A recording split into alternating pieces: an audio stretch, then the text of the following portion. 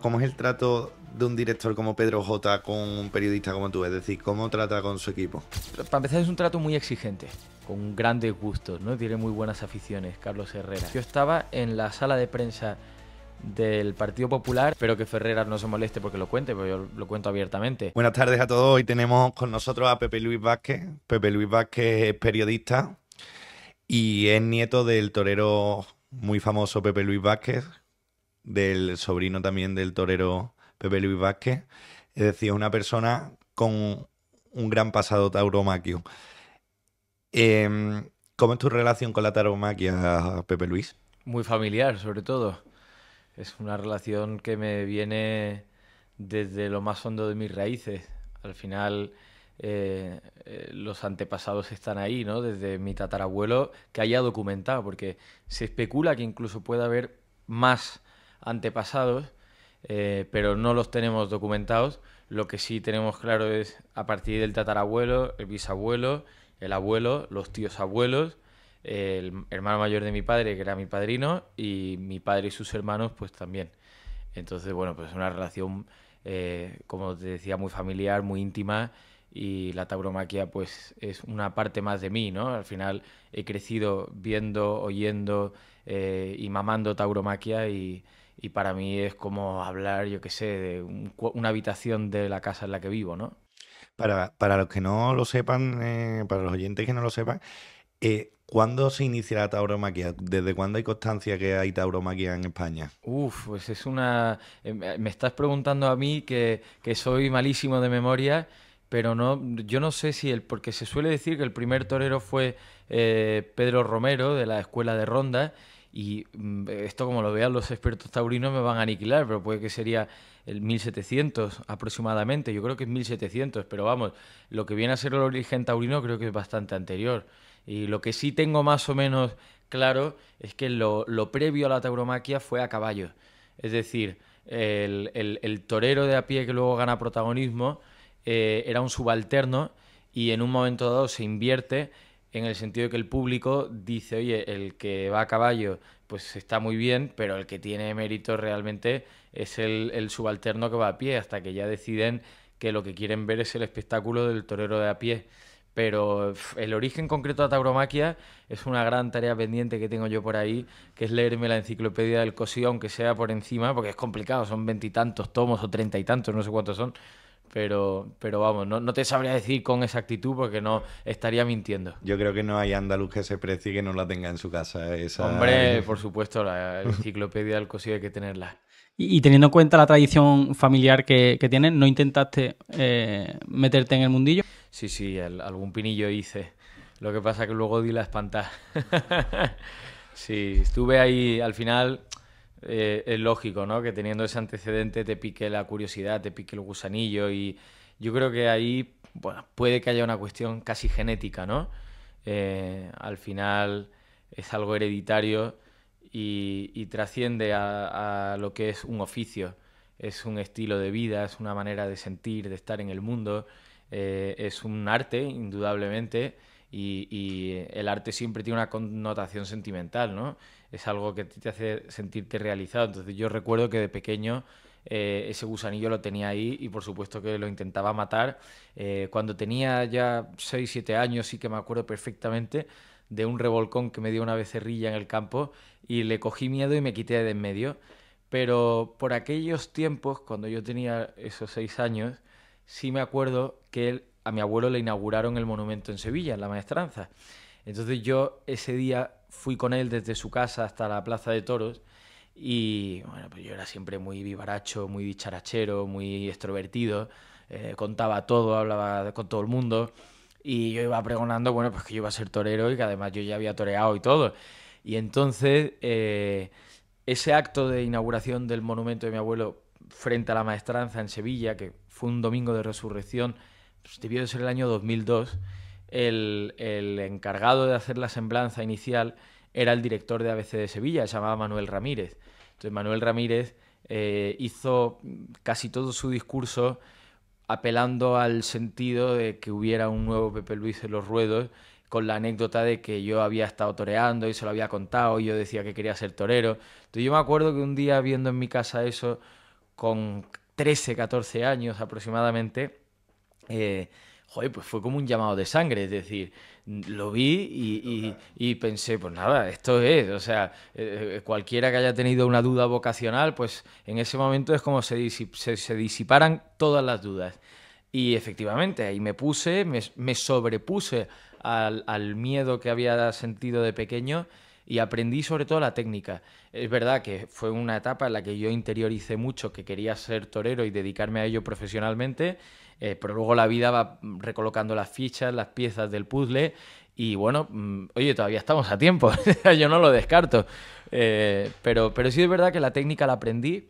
Mi abuelo en aquel momento estaba vivo y tenía plenas facultades, sobre todo de cabeza, intelectuales, porque era un sabio, sin lugar a duda, era un gran filósofo, y él evidentemente no quería que me dedicara al mundo del toro de ninguna manera, pero sí me animaba mucho a que aprendiera el oficio, a que cogiera técnica, porque consideraba que como afición había pocas que pudieran superar el toreo, ¿no? Y es verdad que es un hobby muy sano, muy natural, muy distinto a todos los demás y que a mí personalmente cuando tengo ocasión de ponerme delante de un animal bravo, pues lo disfruto muchísimo. Y Pepe, ¿qué le diría a la gente que, bueno, que quiere acabar con la tauromaquia? Bueno, le diría que... ¿sabes cuál es el problema? Que estamos tan polarizados y tan radicalizados que creo que cualquier cosa que le dijera no serviría de nada.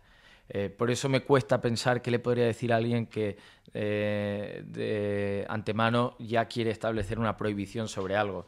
Porque a mí me parece fenomenal que una persona de una cultura totalmente opuesta, que no ha vivido eso desde pequeño, como es mi caso, que mis primeras imágenes son andando en un ruedo, es decir, los primeros pasos que yo di en mi vida cuando tenía 1 año eran en una plaza de toros. Entonces, naturalmente, la visión que yo tengo del mundo del toro no se ajusta a la que pueda tener cualquier otra persona. Pero si es una persona que de antemano, como digo, tiene una reserva hacia la tauromaquia porque no le gusta, porque le parece un acto, una expresión cultural violenta o lo que sea, sí que trataría de iniciarlo, ¿no?, en la tauromaquia desde el principio. Y trataría de enseñársela y trataría de hacerle ver la cara positiva que tiene la tauromaquia. O sea, sobre todo haría eso que se dice ahora mucho en política, pedagogía. Haría pedagogía. Pero, hombre, y sobre todo, lo que sí le diría es que su libertad acaba donde empieza la mía. Entonces, que me parece fenomenal que quiera o que tenga un deseo de acabar con la tauromaquia. Es decir, yo respeto su pensamiento y su idea, pero creo que lo mejor en este caso es dejar libertad y que cada uno elija.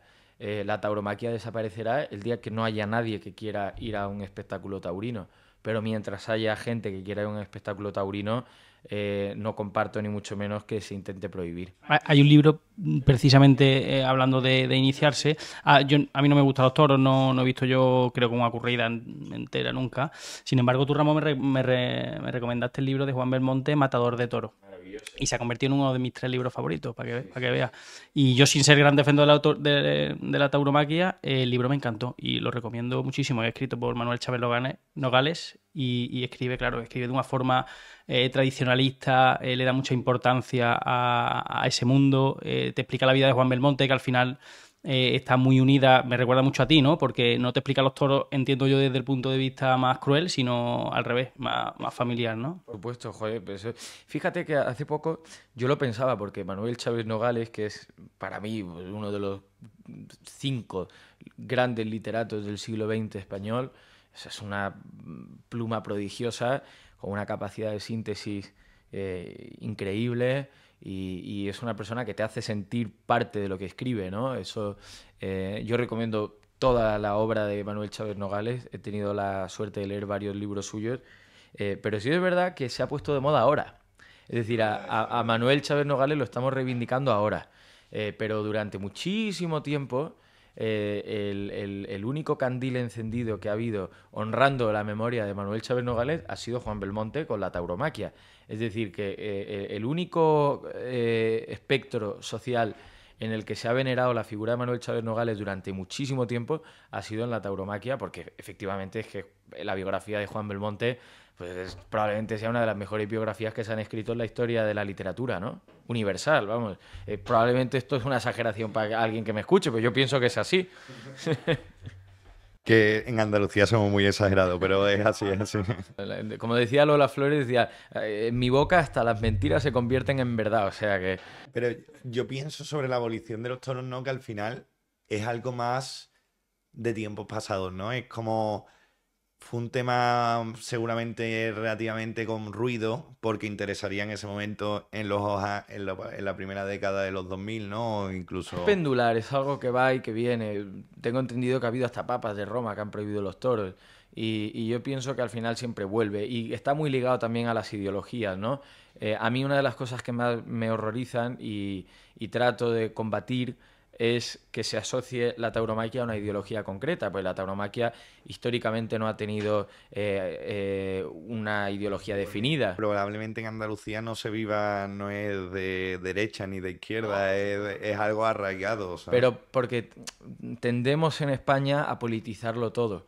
Pero tristemente la tauromaquia se ha politizado en las últimas décadas con una lamentable asociación con la derecha, que por supuesto que puede haber miles de millones de taurinos de derechas, que no tiene nada de malo, pero es que también los tiene que haber y los hay y los puede haber de izquierdas.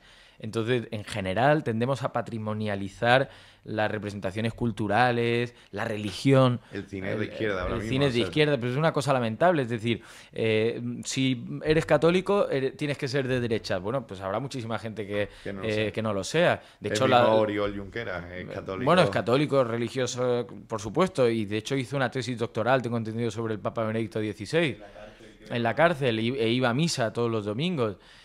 Bueno, pues ya está. Es que no conviene no confundir ideología con religión ni mezclarlas. Pues lo mismo con la tauromaquia. Es mejor no meterse en esa batalla. Pero sí es verdad que hacía esta reflexión porque una parte de la izquierda, o más bien dicho, de la extrema izquierda, por una falsa cuestión ideológica del ecologismo, ha tratado de mimetizar a la tauromaquia como algo negativo, ¿no? Como algo que lucha contra los derechos de los animales, etcétera. Es que se han inventado unos derechos de los animales, es decir, que yo soy el primero que esto va a sonar como muy contradictorio, que está en contra del maltrato animal, es decir, a mí no me alegraría ver de repente en mitad de la calle a alguien apaleando a un perro, clavándole espadas, pues por supuesto que no, pero es que la tauromaquia es muy misteriosa, ¿eh? Es muy difícil de defender, yo lo admito, o sea...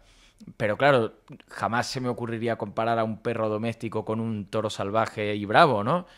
Pero a lo que voy es que ha habido ciertos movimientos ecologistas que han pensado que había que acabar con la tauromaquia, cuando además la tauromaquia probablemente sea una de las mayores fuentes de ecologismo que hay en el planeta, porque no hay mayor biodiversidad que en una finca donde se cría ganado bravo y nadie lucha más por la naturaleza que el ganadero que cría reses bravas, en muchos casos perdiéndole dinero, ¿eh? Porque con la cantidad de trabas que se le pone a la tauromaquia no es nada fácil para un ganadero cumplir con todos los requisitos y llegar a fin de mes, por no decir que en muchos casos va a pérdidas, pero se hace por puro romanticismo. Todavía recuerdo una frase de Fran Rivera cuando lo entrevistó Risto Mejide, que le dijo: yo te aseguro que yo quiero más al toro bravo que lo que tú lo quieres. Por supuesto, lo que pasa es que es muy difícil de... O sea, si la otra persona no lo quiere entender, no lo va a entender. Totalmente. O sea, y yo me acuerdo que en la carrera, cuando yo hacía la carrera de periodismo, me llamaron de un programa de 4, que era el típico debate de toros sí, toros no. Y me lo pensé mucho, al final no fui. No sé si no fui. Ya no me acuerdo bien de si no fui porque no me volvieron a llamar o porque yo dije que no. Pero en aquel impasse, de lo que sí me acuerdo perfectamente de una conversación que tuve con un profesor de psicología, que él me explicó, dice, mira, en un debate en el que lo que está en cuestión es muerte de un animal sí, muerte de un animal no, siempre va a ganar el que esté en contra de la muerte del animal. Entonces no te metas. Y él llevaba toda razón. La tauromaquia no se puede defender en un debate de toros sí, toros no. La tauromaquia hay que enseñarla desde el principio hasta el final. Y si alguien quiere entender la tauromaquia con todo su misterio, pues la entenderá. Y si no la quiere entender, o no la puede entender porque le parece algo bárbaro, pues oye, es comprensible, yo lo respeto. Bueno, dejando ya un poco de lado el aspecto de la autoautomaquia y el mundo de la autoautomaquia, precisamente hablando del tema académico, bueno, tiene un currículum extensísimo, eres un chaval joven, eres de nuestra quinta. Eso hay que decirte. Y lo que sí es verdad es que has trabajado en muchos periódicos, entonces que nos contase un poco en qué periódico has trabajado porque creo que la gente se va a sorprender porque hay mucha variedad ideológica, hablando de ideología. Tampoco hay tanta variedad. A mí me encantaría que hubiese mucha más variedad ideológica, ¿eh? Y me encantaría que tampoco hubiera tanto cainismo, ¿no? en la prensa, que se identifica muchas veces como buenos o malos a los periodistas en función de la línea editorial que llevan o de la línea editorial del periódico en el que trabajan. Y nada más lejos de la realidad. Obviamente aquí voy a hacer lobby por mi gremio, ¿sabes? La gran mayoría de los periodistas son gente muy honrada, que hacen un trabajo impagado, impagable y muy mal pagado, valga la redundancia, por contar las cosas tal como suceden, de manera objetiva y por hacer una gran labor social que es dar a conocer al pueblo llano lo que ocurre a su alrededor y que a lo mejor no se entera en el transcurso de su día a día, ¿no? Pero en cuanto a mi trayectoria, yo niego la mayor. Mi currículum académico para mí es... Joder, esto que voy a decir es muy polémico, pero es nefasto, porque yo me arrepiento muchísimo de haber estudiado la carrera de periodismo y esto espero que no lo vea ningún profesor de periodismo de ninguna universidad del mundo, pero yo a día de hoy una de las cosas que más demando es formación, porque es cierto que el periodismo muchas veces es algo muy manido, se dice siempre, consiste en un océano de conocimiento con 1 centímetro de profundidad. Es verdad, o sea, el periodista en muchos casos a día de hoy se ha convertido en un sabelotodólogo, o sea, y por supuesto que no, el periodista tiene muchas limitaciones, hay muchísimas cuestiones a las que yo no llego y que yo no conozco, entonces tengo que hacer una labor previa de documentación y de formación muy grande, ¿no? Para poder enterarme, porque antes de contar algo tienes que tener una noción mínima. Entonces yo, con respecto a mi formación académica, sí que me arrepiento mucho de no haber hecho otra carrera o al menos haber complementado periodismo con otra carrera, ¿no? Pienso en humanidades, pienso en derecho, que es muy útil. El derecho al final te amuebla mucho la cabeza, ¿no? Para comprender cómo es la estructura legal, la arquitectura legal de tu país, etcétera. O incluso historia también es muy positivo, pues la historia es elemental para saber de dónde venimos y tratar de intuir hacia dónde vamos. Pero bueno, que me enrollo muchísimo con respecto a mi biografía, pues en periódicos.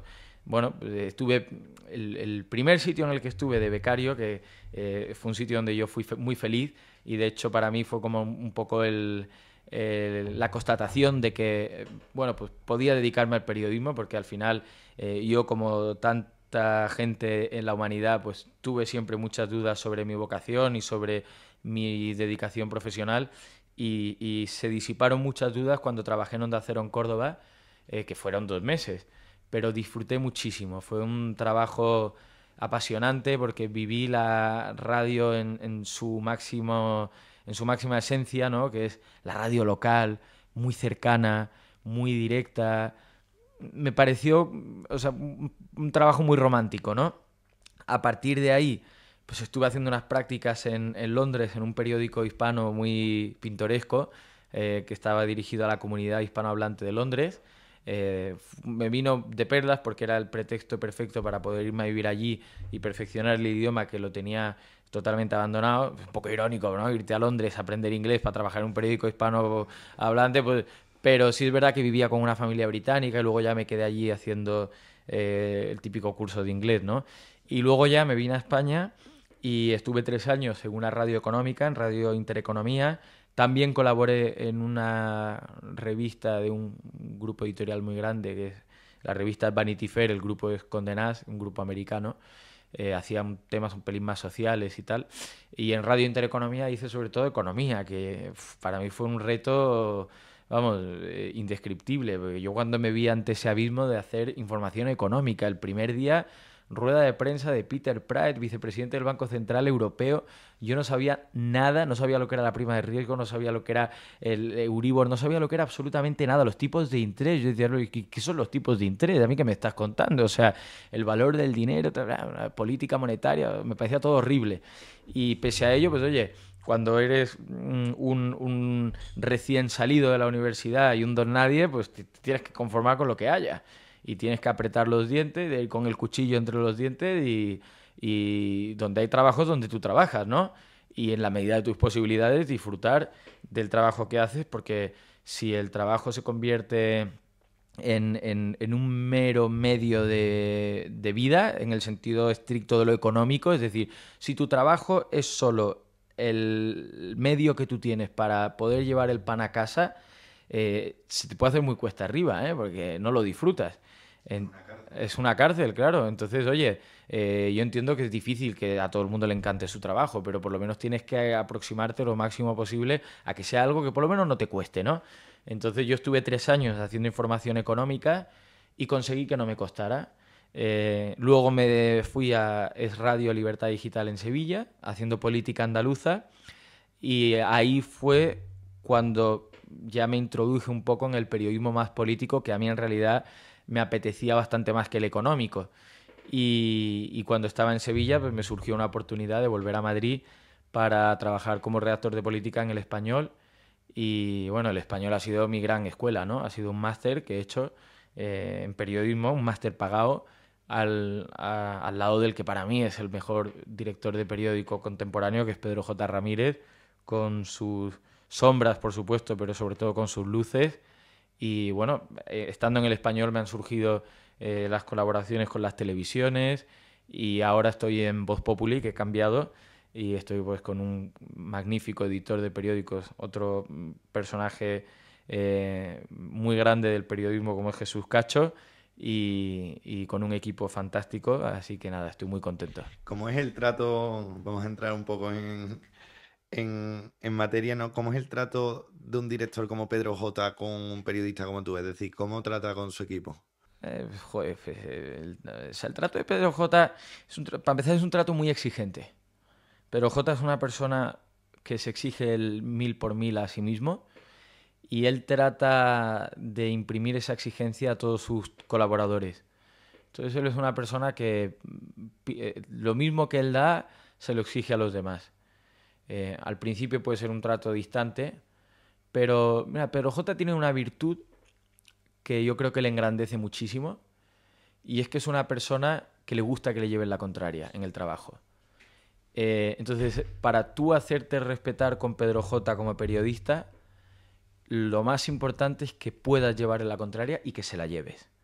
A Pedro J no le gusta la gente dócil ni la gente pusilánime, por decirlo de alguna manera, ¿no? Él le gusta la gente que su principal obsesión es la información.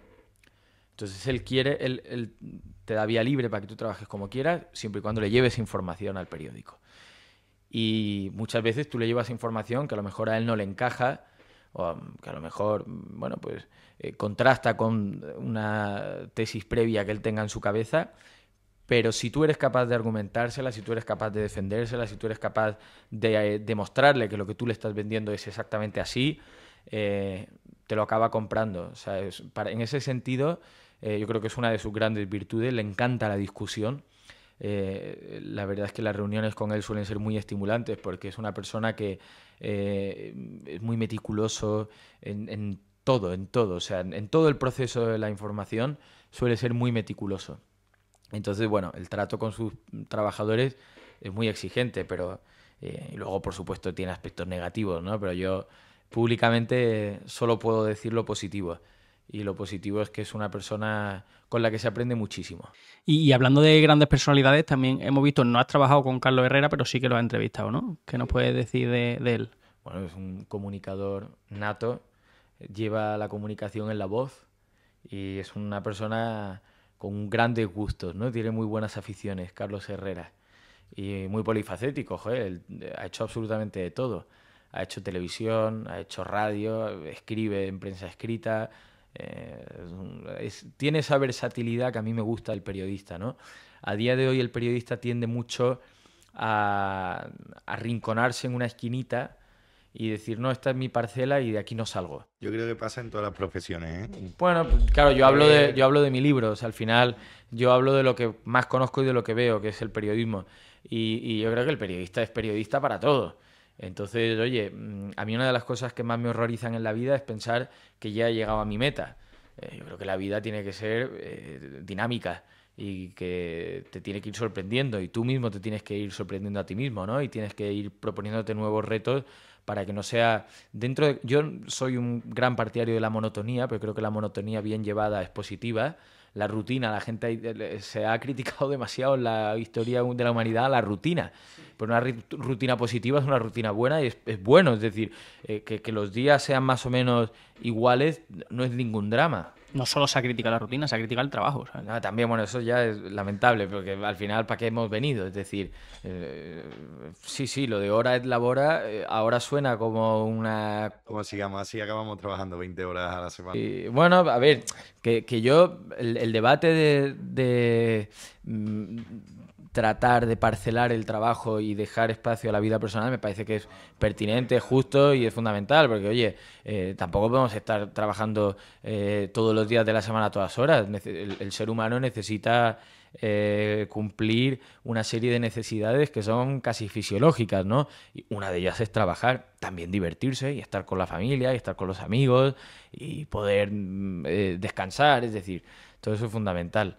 Pero no, para mí el trabajo es elemental y yo creo que el periodista tiene que saber evolucionar, tiene que tocar todos los palos, tiene que experimentar, tiene que sorprenderse, en fin.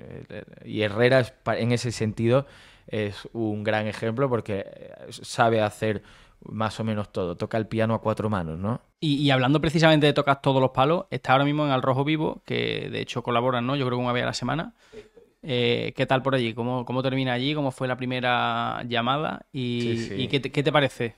Pues mira, me llamaron, me acuerdo perfectamente, yo estaba en la sala de prensa del Partido Popular el lunes 24 de julio de 2022, día después de que en España se hubieran celebrado unas elecciones generales que probablemente serán de las elecciones generales que más se recuerden con el paso del tiempo, porque han sido las elecciones generales más anómalas de la historia, ¿no? Son las elecciones en las que gana un partido, pero ya se sabe en cuanto al resultado queda cerrado que no va a poder gobernar, pero tampoco se sabe muy bien que el que ha quedado segundo vaya a tener la capacidad de conseguir los apoyos necesarios para seguir en el gobierno, en el que había una serie de expectativas que quedaron totalmente desterradas. Es decir, fueron unas elecciones que yo creo que a todos nos marcaron muchísimo. Y estando en esa sala de prensa, pues me recibo una llamada, oye, que si quieres venir al Rojo Vivo, a la mesa de análisis. Yo es verdad que ya llevaba un año haciendo política nacional de manera muy intensa, dejándome ver continuamente por el Congreso de los Diputados, por el Senado, incluso a veces en el Palacio de la Moncloa en las ruedas de prensa posteriores al Consejo de Ministros, de la sala de prensa de Génova. Y bueno, pues oye, tuve mucha suerte porque pusieron las miras en mí.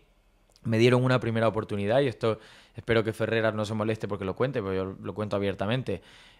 A mí él me sorprendió muchísimo porque uno de los grandes pecados, a mi juicio capitales, que tendemos a cometer todos de manera generalizada es prejuzgar a la gente. Todos partimos de la base de que fulanito es como tú te has imaginado en tu cabeza y ya incluso a veces estableces un veto previo. Yo vengo de un entorno social bastante conservador, ideológicamente hablando. Tengo amigos de todos los colores, sabores y olores, pero efectivamente mi entorno pues familiar, más íntimo, pues no son personas particularmente de izquierda, ¿no? Y bueno, pues como os podéis imaginar, muchas veces... Ferreras es prácticamente la Diana. Sí, parece como la bestia negra, ¿no? Bueno, pues oye, conmigo fue educadísimo el primer día que estuve allí, fue súper amable, recuerdo que me trató con mucho cariño porque, oye, yo era un principiante y en la mesa de Al Rojo Vivo suelen ir personajes de mucho nivel, por lo menos mediático, es decir, gente que ya tiene una trayectoria muy dilatada, una experiencia más que sobrada en ese formato televisivo y que controlan la escena como nadie, ¿no? Yo fui allí con 27 años, creo que tenía. 27 años, sin haber pisado un plato como el de La Sexta en mi vida y sin haber tenido un debate político nunca. Y oye, él fue muy cariñoso, me tendió la mano durante todo el programa, me guiñaba el ojo y tal, o sea, como con mucha complicidad, ¿no? Tratando de hacerme fácil aquellas 2 horas que para mí eran un reto, vamos, imagínate, o sea, eran como una prueba de fuego, ¿no? Y sí que se me quedará grabado para siempre. Cuando acabó el programa me dijo, dice, oye, mira, no sé si me dijo que había estado bien, pero más o menos me dio la aprobación de primera prueba superada y me dijo, aquí tienes 3 opciones. La primera es informar, es decir, tú eres un periodista que haces información política, pues tú vienes aquí con tu información y nos la cuentas. La segunda es hacer análisis, que es una de las cosas que más se hacen a día de hoy. Pues oye, tú estás metido en el ajo, tienes todos los ingredientes, conoces las entrañas de la política, te relacionas con los políticos y narras el día a día de la política. Entonces tú analizas un poco el porqué de una decisión política, el qué es lo que puede pasar con respecto a algún asunto, etcétera. Y me dijo, y la tercera opción que tienes es opinar. Es decir, tú eres libre de elegir de las 3 opciones que te acabo de dar la que tú quieras. Lo único que te voy a pedir es que la que elijas, la elijas con mucha educación y con respeto. Que no vengas aquí a pelearte con nadie, ni a faltar el respeto a nadie, en fin.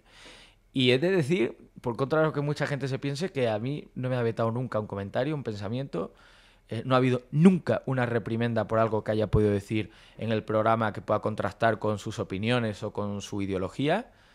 Y el ambiente que me encontraba en Al Rojo Vivo, sobre todo con el equipo de gente que conforma Al Rojo Vivo, es un ambiente sano, de gente que puede discrepar, pero la discrepancia no acarrea un veto personal, en el sentido de que si ya piensas distinto no te puedes relacionar con esa persona, al contrario. Muchas veces para mí la discrepancia es complementaria y hasta puede ser positiva, porque te puede ayudar a entender una realidad que tú, bueno, pues por cierta cerrazón, pues no has sido capaz de entenderla. Por lo menos que te ayuda a empatizar. Yo creo que es una clave muy importante en la vida de las personas. Y en general la experiencia en Al Rojo pues es buena. Yo creo, Pepe, Pepe Luis, al final todo ese prejuicio, ¿no? Que hay sobre Ferrera y en otros lados sobre Vicente Vallés, seguramente en las familias de izquierda sobre Vicente Vallés o Carlos Herrera, ¿no?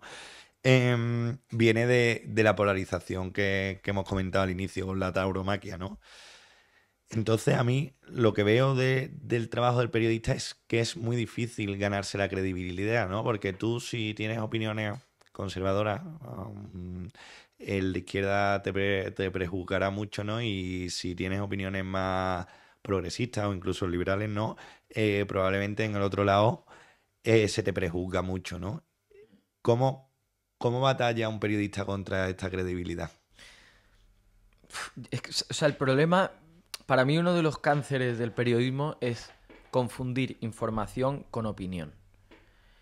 Y en ese aspecto, desgraciadamente, y hago autocrítica, la profesión puede que se esté equivocando eh, tratando de llevarse la opinión al terreno de la información. Yo me parece que es elemental que un periódico, que un medio de comunicación tenga una cierta línea ideológica, o sea, tenga una definición para que el público lo pueda identificar. Pero me parece triste que la definición ideológica de un medio de comunicación sea como un perímetro y que ya si se autodetermina como un periódico de línea conservadora, pues todo el mundo piense que la información que está dando es para beneficiar a la derecha y que si de lo contrario pues es un periódico de línea progresista, pues ya todo el mundo piense que la información que da es para favorecer a la izquierda. En parte eso puede ser, o sea, esa percepción puede calar en la sociedad porque se hayan cometido errores en los periódicos y en los medios de comunicación en general y se haya tratado de favorecer a un partido político determinado desde los medios de comunicación. Los medios de comunicación, en mi humildísima opinión, que soy el último mono yo de este zoológico, ¿no? Para hablar, porque hay gente que tiene mucha más experiencia, más sabiduría y más formación que yo. pero en mi humildísima opinión, el periódico, o sea, el periodismo tiene que tener una labor esencial, que es informar. O sea, sacar a la luz aquello que el poderoso no quiere que se sepa, o aquello que uno piensa que puede serle útil a la sociedad, ¿no? Al final, la labor del informante es clave, es decir, es que no se puede entender una democracia sin el papel de los medios de comunicación. Entonces, bueno, pues hay una serie de elementos que han ido degradando al periodismo, y algunos elementos son internos, es decir, han sido responsabilidad de la profesión, y hay otros elementos también que son externos, y yo pienso que la política y la polarización creciente pues es un elemento externo que no nos ha beneficiado de ninguna manera, que nos ha perjudicado mucho. Porque al final, oye... Lo que pasa es que yo creo que los medios la han abrazado, ¿no? Porque al final, yo lo que veo en los periódicos es de toda índole, ¿no? Al final es que la información la cuentan opinable, ¿no? Me refiero así. El caso, me lo invento, el caso actual, el caso Coldo, si lo lees en El País o lo lees en El Mundo, está en un distinto sitio en la portada, siendo un tema importante, está informado de una manera muy distinta, ¿no? Y metiéndole sesgos de opinión, ¿no? Entonces, ¿qué hace? Que el ciudadano de izquierda lo lea en El País y vea una versión, no entro si es veraz o no veraz, y el ciudadano de derecha entra en El Mundo y vea otra versión. Entonces, ¿qué pasa? Que están más polarizados, porque al final la pelea es muy sencilla. Uno tiene un punto de vista de una información que debería ser simplemente información. Sí, es verdad. Claro, eso va con la línea editorial de cada periódico. Evidentemente, el concepto de la objetividad es muy difícil de definir en el periodismo, porque desde el título que eliges, hasta la fotografía que eliges, hasta el cuerpo de la noticia, cómo lo cuentas, todo eso, por mucho que tú quieras imprimirle una objetividad total y absoluta, va a tener elementos subjetivos. Pues oye, ¿cómo titulo el caso Coldo? Pues según cómo lo titules, le estás dando un enfoque distinto. Y el enfoque es un sesgo, ¿no? Dicho lo cual, lo que no pueden ser nunca los periódicos es extensiones de partidos políticos. De ninguna manera. O sea, el periódico tiene que huir de eso. El periódico, la radio, la televisión, ¿eh? Es decir, pongo el ejemplo concreto de La Sexta. La Sexta es una televisión de izquierdas. Además, los personajes principales de La Sexta, como Ferreras, no ocultan de ninguna forma su ideología, porque Antonio es una persona declarada de izquierdas y lo pregona orgullosamente. Pero tú puedes ser de izquierdas y tener un ojo crítico con lo que hace la izquierda. Entonces, yo, por ejemplo, en la mesa de Al Rojo Vivo he visto al presentador y director, Antonio García Ferrera, ser durísimo con el actual gobierno. No porque tenga nada en contra del gobierno, sino porque el gobierno pues, ha cometido un error garrafal con según qué asunto. Pues oye, recientemente recuerdo perfectamente un debate que ha habido morrocotudo, ¿no? Con respecto al salario mínimo interprofesional. Pues Antonio es una persona de izquierda, en este caso está completamente en contra de una decisión que se ha tomado por parte del gobierno, que es revalorizar, o sea, elevar el salario mínimo interprofesional y no suprimirle el IRPF, no la tributación del IRPF. Que ha habido también batalla dentro del Consejo de Ministros. Pues oye, él ha defendido durante todo este debate que el salario mínimo interprofesional esté exento de IVA. Pero no ha habido ningún problema, ya está. Pues es su manera de entender la realidad. Entonces, oye, aquí la clave es que la ideología no afecte a la información.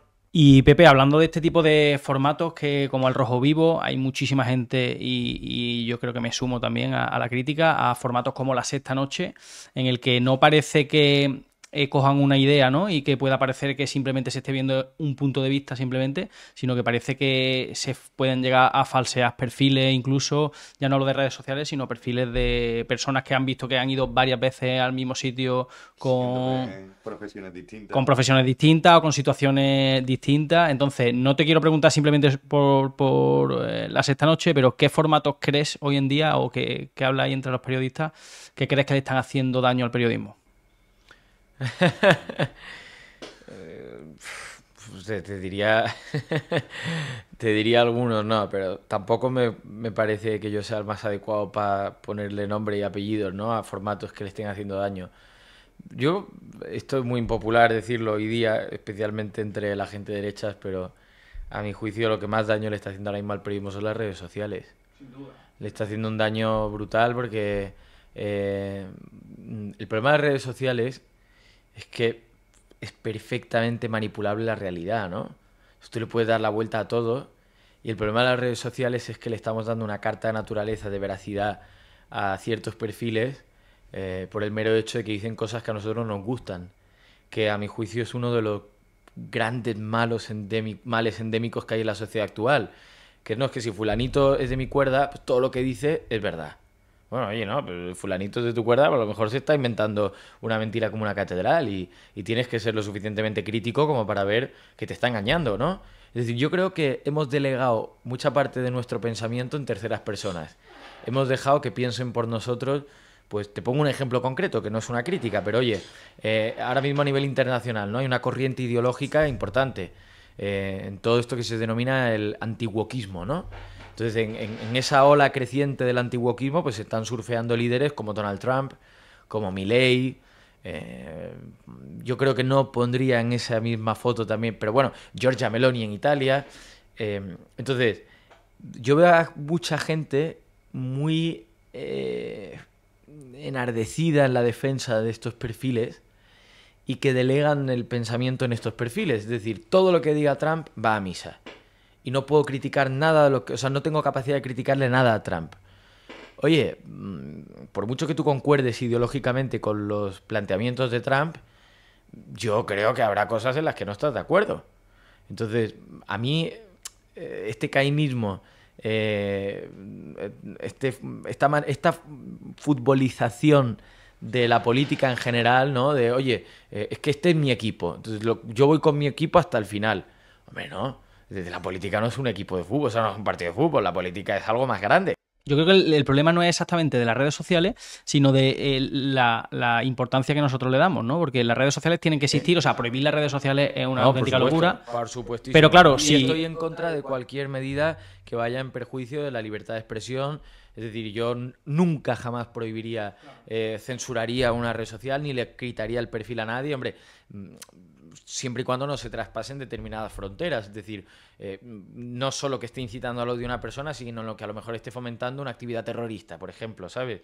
Yo al líder del Estado Islámico, no sé si le dejaría tener una cuenta de Twitter, ¿sabes? Por poner un ejemplo. Sí, salvo ciertos mensajes.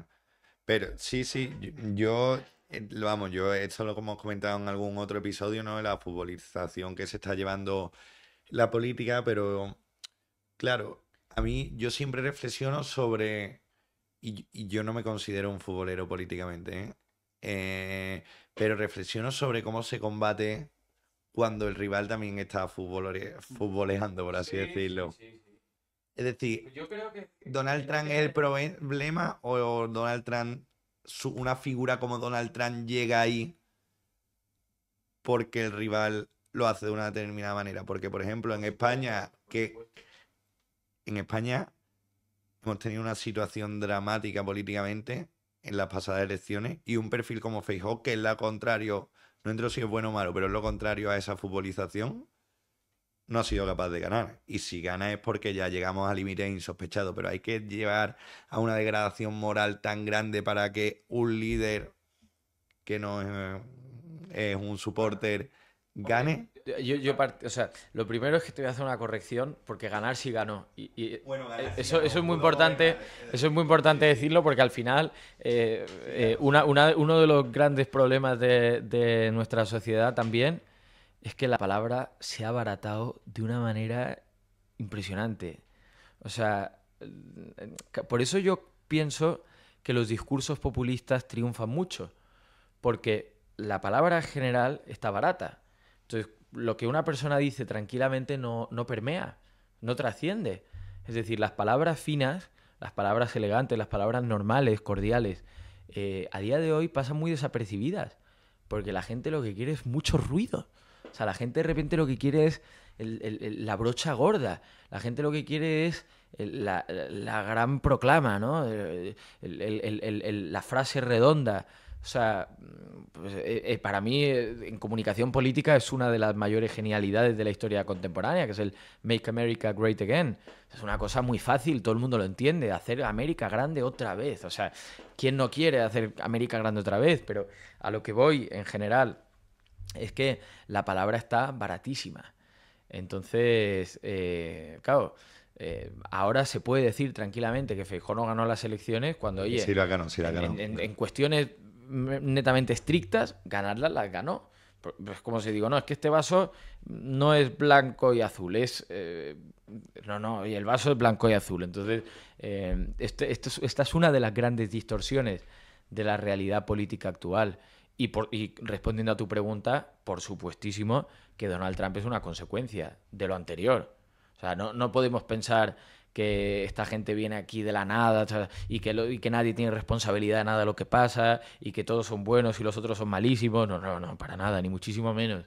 Donald Trump es consecuencia de unas políticas pues muy nefastas para la humanidad, ¿no? Yo pienso que se han desvirtuado causas que, que son muy nobles. Por ejemplo, yo lo pienso muchas veces, digo, oye, querer que tengamos un ecosistema medioambiental mucho más limpio y más verde es una causa súper noble que yo creo que hay que ser un necio para no compartirla. O sea, es evidente que cuando vives en la almendra central de Madrid y estás 30 días seguidos, empiezas a notar incluso en tu propia salud física la contaminación que hay en Madrid. Y es una causa que, para los oyentes, que iniciaron los conservadores ingleses realmente, que ahora la banderó la izquierda después y la llevó al extremo. Pero que el problema es eso, que al final sale de un lado, acaba lo otro, la Sí, tergiversan, el problema o es al revés. cuando causas nobles se colectivizan y se convierten en un negocio, ¿no? Ese es el problema. O sea, cuando pierden el fin que tienen. Cuando en ese trayecto de, oye, vamos a luchar por este objetivo que es noble, que es bueno, que es justo, de repente se cuelan una serie de actores que lo que empiezan es a hacer negocio y que se lo llevan a su terreno y que lo colectivizan, ¿no? Entonces, eso es el drama. ¿Y no crees que gran parte de esa culpa la tienen precisamente, evidentemente nosotros, pero también los medios de comunicación? Bueno, los medios de comunicación al final se pueden hacer eco de lo que pasa, ¿no? Pueden ser cómplices, en ocasiones sí, pero yo pienso que se tiende a culpabilizar demasiado a los medios de comunicación y quizá los medios de comunicación no son tan culpables.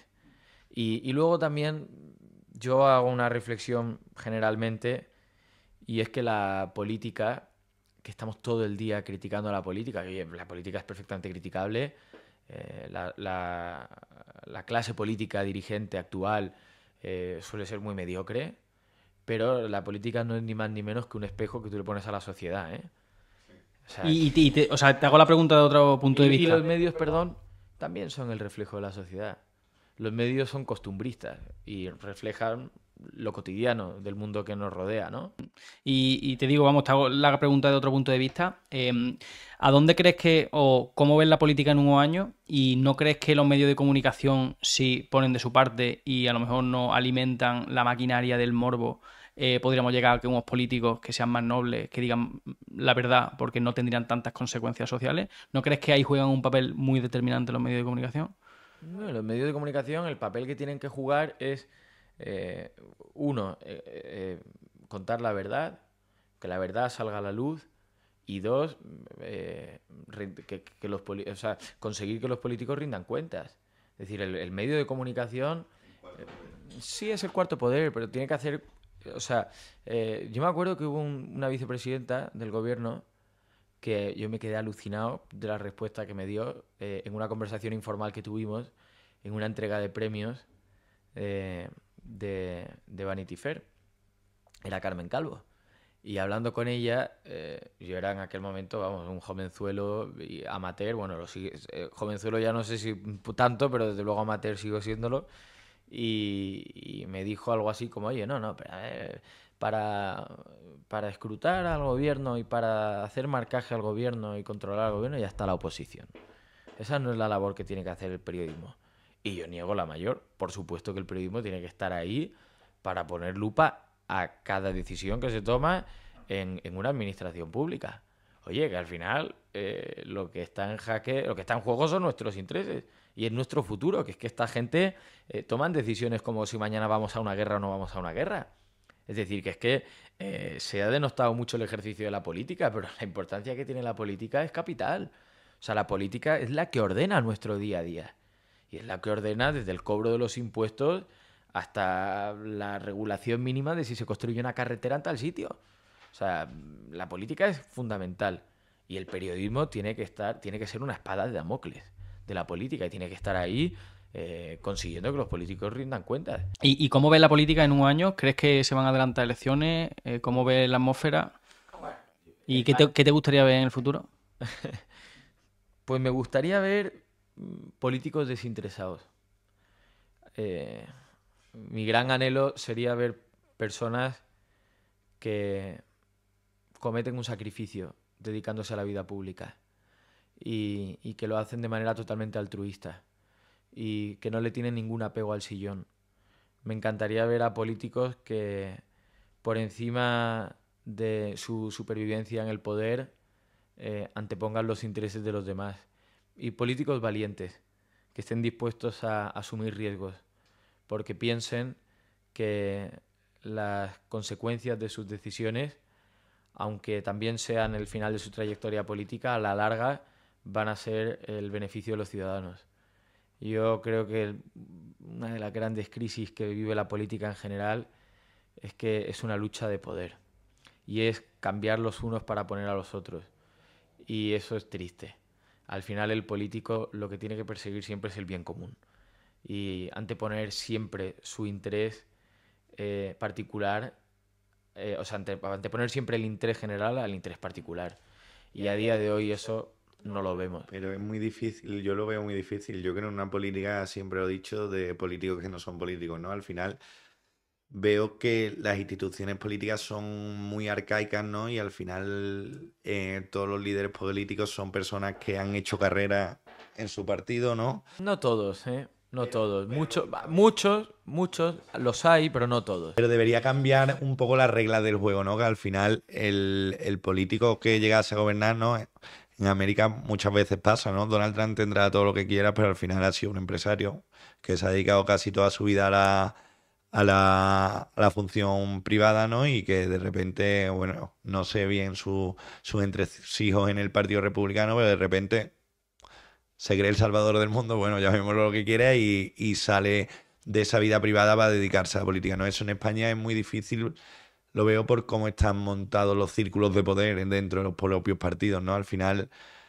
los políticos que, sí, en Ciudadanos se intentó, ¿no? No estoy tanto, o sea, entiendo perfectamente lo que quieres decir y comparto en parte tu diagnóstico o tu análisis, pero no estoy tampoco al 100% de acuerdo, porque yo creo que también en España hay gente talentosísima, con trayectorias en el mundo privado envidiables, que no estarían de ninguna manera dispuestos a dar el salto a la vida pública, porque no quieren perder dinero, porque no quieren asumir los No, riesgos que hay gente muy buena en España, sin duda, pero que tal y como está montado la vida pública, las críticas que recibe, es decir, hay gente que sí, yo sí veo gente, independientemente, que sí ha degradado su carrera, ¿no? Al final, Nadia Calviño ha degradado mucho, Fernando Grande Marlaska la ha degradado, Marco de Quinto la ha degradado, ¿no? Al final, hay muchos políticos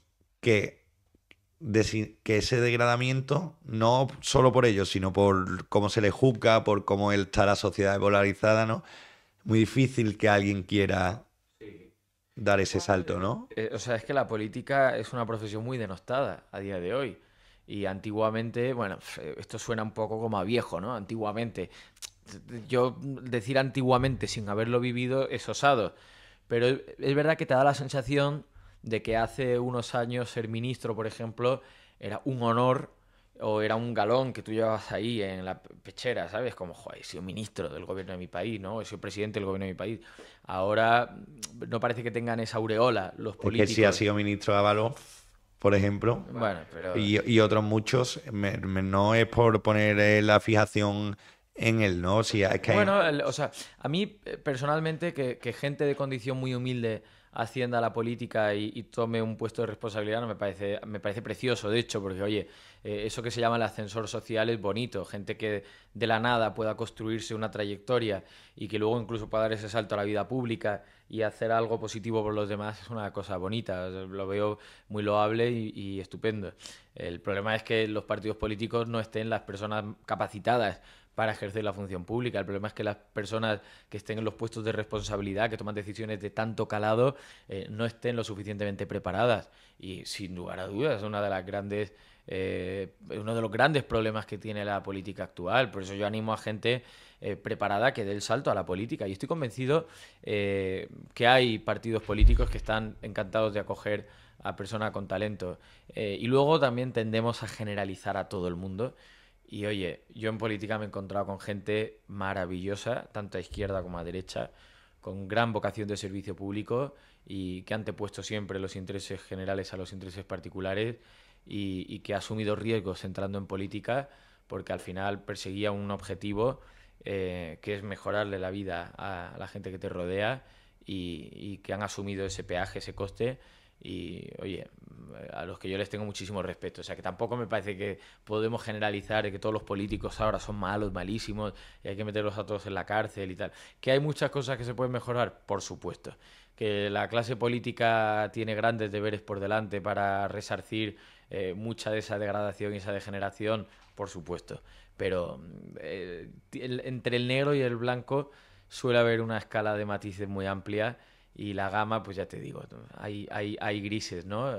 Siempre te encuentras a excepciones dentro de esa generalización que se hace. Hombre, entre otras cosas, yo creo que lo que se debe de cambiar en la política, porque claro, me hace gracia porque teorizamos, a mí me encanta hablar sobre política y pienso mucho en la política, pero claro, luego te sale Albert Rivera hace un par de semanas y te hace una entrevista y el tío con sus 40 y pico diputados no tiene corto ni perezoso de decir que no tenía la influencia suficiente o que en política no podía decir la verdad a la cara y no podía decir lo que pensaba en este caso, no solo lo que pensaba él, sino lo que pensaba su partido, porque Ciudadanos desde un primer momento sabía el tema, por ejemplo, en este caso de las pensiones, porque tenían en su programa una medida que tenía que ver con una mochila austríaca y historia. Eso es el sistema de reparto mixto.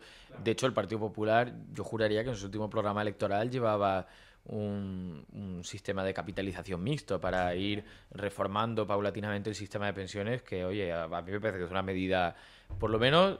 obligatoria. Digna de considerar su estudio, ¿no? Uno de los grandes pilares de España es el estado del bienestar.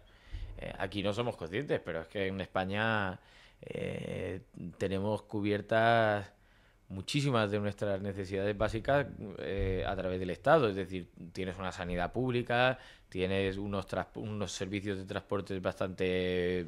Ahora han mermado, por ejemplo, el tren, pero vamos, que en general las conexiones de España son envidiables.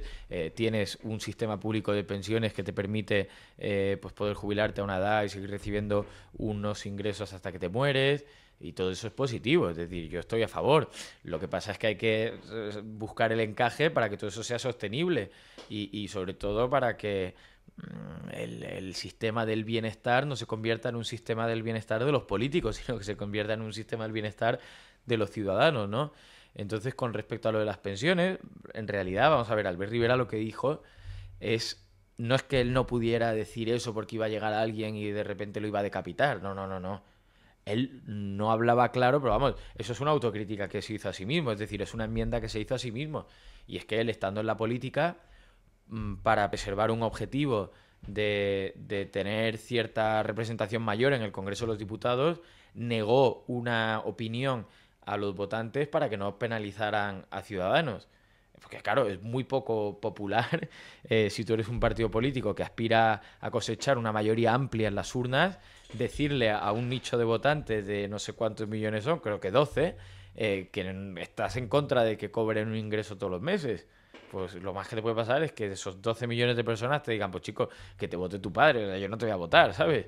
Entonces, claro, si él negó ese punto de vista a los ciudadanos, fue por un objetivo de acaparar más poder o de tener representación política. Lo que yo sí veo es que hay muchos partidos políticos que sacrifican ciertos pronunciamientos ideológicos en pro de llegar al poder, y lo hacen con la teoría de, es que si digo esto no puedo llegar al poder, y si no puedo llegar al poder no puedo cambiar las cosas. Entonces, bueno, puede ser un argumento aceptable. Yo no lo comparto ni mucho menos al 100%, porque, oye, al final la clave no es llegar al poder de cualquier manera. La clave es llegar al poder con un objetivo claro y definido, y no mentirle a la gente que te vota, porque eso es lamentable. O sea, decir, no, es que yo en realidad quiero hacer esto, pero no te lo cuento, porque claro, si lo cuento ya no me va a votar todo el mundo, y si no me vota todo el mundo no lo voy a poder hacer. Oye, aquí las cartas encima de la mesa, macho, que si no, estamos todo el día engañando al personal, ¿no? Bueno, y por ir terminando, Pepe, ¿qué le dirías tú a esa gente joven que quiere estudiar periodismo o dedicarse más bien, ¿no? Porque Dedicarse al periodismo.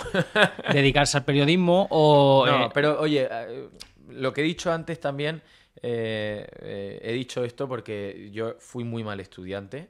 No di nunca lo mejor de mí durante la carrera. Bueno, creo que casi nadie, de aquí. Ramón y yo compartimos clase y no compartimos clase precisamente, ¿no? No me motivó nunca a estudiar, y probablemente si hubiese sido más diligente en mis 4 años de periodismo, hubiese aprovechado mejor las oportunidades que tenía por delante, pues ahora mismo no estaría diciendo que me equivoqué haciendo periodismo. Porque mientras haces periodismo tienes tiempo de sobra para formarte en literatura, en historia, en derecho, en economía, en filosofía. Tienes todo el tiempo del mundo. Pero el tiempo muchas veces surge cuando hay voluntad. Pues si estás despistado, estás disperso, estás haciendo el idiota, pues definitivamente no tienes tiempo para nada. Yo creo que eso lo pensamos mucho, lo que pasa es que es muy complicado darte cuenta con 20 años. Yo creo que todos volveríamos atrás, ¿sabes? Y todos nos sacaríamos la carrera a nuestro año y todos estudiaremos mucho más y todos... y recuperarías el tiempo dedicado a las discotecas, ¿no? Pero yo creo que también es bueno vivir, ¿no? Cuando eres estudiante. Es bueno equivocarse. Y es bueno tener claro que te has equivocado. Eso de yo no me arrepiento nunca de nada. No, hombre, claro, te tienes que arrepentir de muchas cosas. Lo que no puedes es fustigarte. O sea, lo que no puede ese arrepentimiento es ser una losa que llevas sobre tu espalda que te impide caminar, que te impide levantarte. Pero el arrepentimiento es bueno. O sea, tú tienes que identificar cuando te has equivocado y tienes que saber enmendar esos errores. Y los errores son importantes, porque los errores son una lección de vida en muchos casos. Entonces yo es verdad que para mí, yo siempre lo digo, que hay un periodo de mi vida que lo anularía por completo. O sea, me parece que es tiempo perdido, inútil. Pero yo sí animo a mucha gente no a que estudie periodismo o que estudie lo que le dé la gana, pero a que ejerza el periodismo, que es una profesión preciosísima, es muy vocacional, es un estilo de vida y joder, contar historias a la gente cumple muchas misiones, cumple muchas funciones. Desde el entretenimiento, que está bien, hasta lo más importante de todo, que es el ejercicio de que la verdad vea la luz y de que la información y los hechos y lo que pasa llegue hasta la última persona que tenga interés en conocerlos. Muchas gracias, José Luis, por venir y enhorabuena por vivir con tanta pasión la profesión. Bueno, qué va. En realidad luego soy un mar de dudas constantemente, pero bueno, hay que intentar ser optimista y disfrutar con lo que uno hace en todo momento. Gracias a vosotros por la oportunidad, espero no haberme enrollado mucho. Ni mucho menos, gracias, Pepe. Gracias.